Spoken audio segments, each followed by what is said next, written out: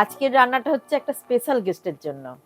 আজ করব শুটকি চিংড়ি দিয়ে ফুলকপি। আজকে চিংড়ি শুটকি, ফুলকপি, বেগুন আর আলু দিয়ে একটা মাখামাখি তৈরি করব। ভালো করে ধুয়ে নিতে হবে, প্রচুর নোংরা আছে। মাছগুলোতে গরম জল ঢেলে ভিজতে দেবো। শুকনো মাছ রান্না করলে গরম জলে ভেজাতেই হবে। এটা 5 মিনিট চাপা দিয়ে রেখে দেবো। একে একে আমি সব মশলাগুলো দেব। প্রথমে দিয়ে দিচ্ছি কিছু শুকনো লঙ্কা, আধখানা জায়ফল, 2টো দারুচিনি, 6-7টা এলাচ, কিছুটা জয়িত্রী, 4টে লবঙ্গ। এইটাই হলো এই রান্নাটার আসল কারিগরি। এই মশলাগুলো ভাজা হয়ে গেছে। এই অবস্থায় আমি কিছুটা জিরে দিয়ে দিচ্ছি।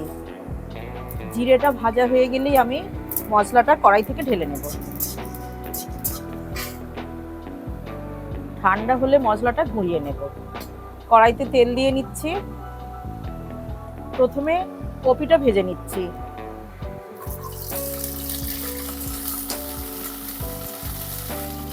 কপি ভাজা হয়ে গেছে, এবার তুলে নিচ্ছি। এইবার মাছগুলো একটু ভেজে নেব, বেশি ভাজবো না, শুধু নাড়াচাড়া করে নেবো তেলের মধ্যে।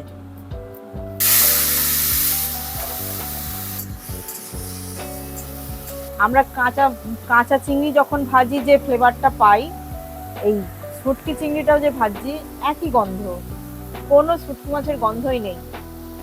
যার জন্য আজকে আমি মোমবাতি জ্বালিনি। মাছ থেকে যে জলটা বেরিয়েছিল, জলটা শুকিয়ে গেছে। এখন আমি একটু তেল দিয়ে দিচ্ছি।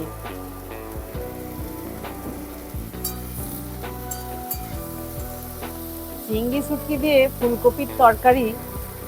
আজকে আমি যে শুটকি চিংড়ি দিয়ে ফুলকপির তরকারি করছি, আমার স্পেশাল গেস্টের খুব খেতে ইচ্ছা হয়েছে।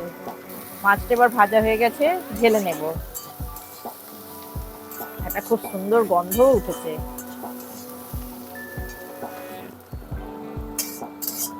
আপনারা অবশ্যই করে খাবেন, কোনো গন্ধ নেই, একদম সুন্দর মাছ। তেজপাতা দিয়ে দিলাম আর 1 টুকরো দারুচিনি দিয়ে দিলাম।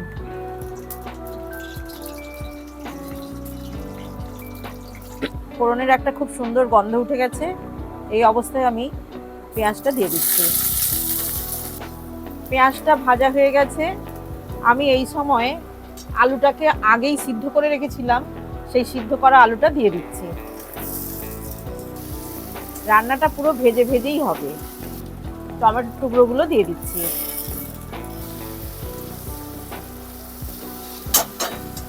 টমেটোটা এই আদা রসুন কষতে কষতেই নরম হয়ে যাবে।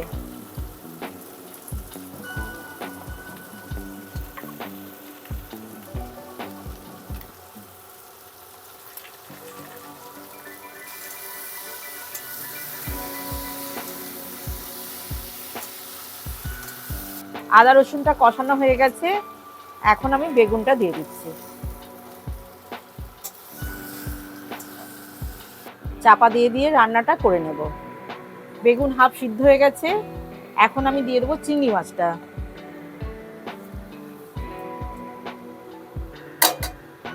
দিয়ে দিচ্ছি হলুদ গুঁড়ো আর লঙ্কা গুঁড়ো। এটা একটু ঝালঝালি ভালো লাগবে, তাই জন্য একটু বেশি করেই লঙ্কা গুঁড়ো দিলাম।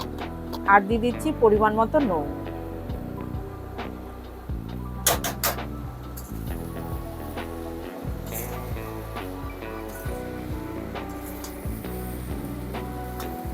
এইবার দিয়ে দিচ্ছি কপিটাও।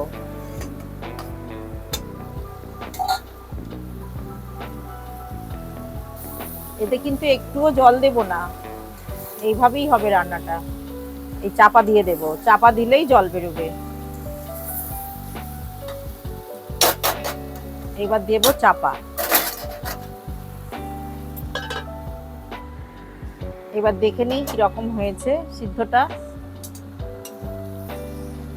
একটুও জল দিইনি বন্ধুরা। এই যে দেখুন, মাঝখানটা আমি সরিয়ে দেখাবার চেষ্টা করছি। জল দেওয়া চলবে না, সবজির জলেই সবজিগুলোকে সিদ্ধ করে নিতে হবে, নাহলে কিন্তু টেস্টের তফাৎ হয়ে যাবে। এবার খুলে ভাজা মশলা যেটা আমি করেছিলাম প্রথমেই, সেই মশলার আমি খানিকটা দিয়ে দিচ্ছি। কিছুটা বেঁচে গেছে, আবার অন্য রান্নায় কাজে লাগিয়ে দেবো।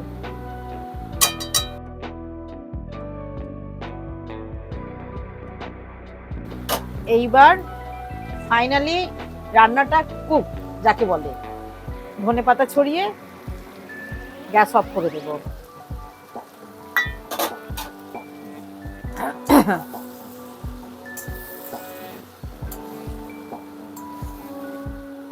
যেটা হয়েছে সব সবজি দেখুন গোটা, বেগুন সবাই কিন্তু সিদ্ধ হয়ে গেছে, সুসিদ্ধ যাকে বলে, কিন্তু সবাই গোটা আছে, কেউ ঘেটে যায়নি, অথচ জলও লাগেনি।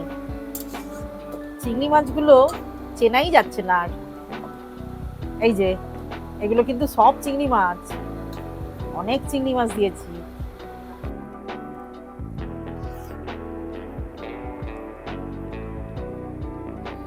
না করে খেলে খুব মিস করবেন। আমার এই মজার মজার রেসিপিগুলো যদি আপনাদের ভালো লাগে তাহলে অবশ্যই সাবস্ক্রাইব করে লাইক করবেন, কমেন্ট করবেন ও শেয়ার করবেন। আজকের মতো এখানেই আমার রান্নাটা শেষ, বিদায় জানাচ্ছি আপনাদের কাছ থেকে। আর আবার দেখা হবে পরের নতুন ভিডিওতে, আবার আর একটা নতুন মজার রেসিপি নিয়ে।